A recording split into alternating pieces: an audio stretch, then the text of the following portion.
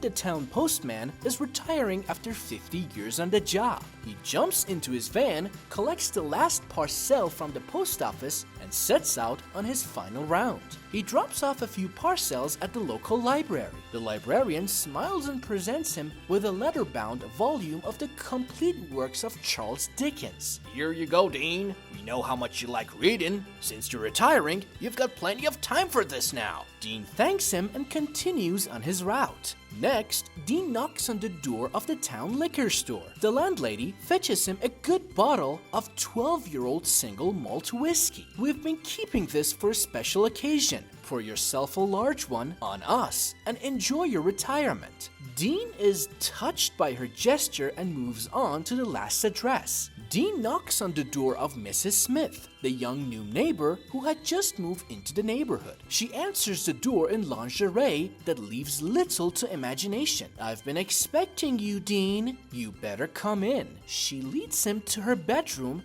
pushes him onto the bed, and jumps on top. Dean's head is still spinning as he gets dressed. Then Mrs. Smith slips a $1 bill into his shirt pocket before he has a chance to say anything. Mrs. Smith says, "We are not done yet," and leads him down to the kitchen. Mrs. Smith then cooks a fantastic lunch of steak, eggs, and toast. As he finishes eating and takes a sip of his coffee, Dean finally has a chance to ask, I must say, Mrs. Smith, everyone in town has been very kind today, but you've been the kindest of all, in fact. What on earth could have moved you to such a gesture?" Mrs. Smith admits, "Well, I was really racking my brains to think of something nice for you. So I asked my husband, and he said, when he gets here, screw him, give him a buck. The lunch was my idea."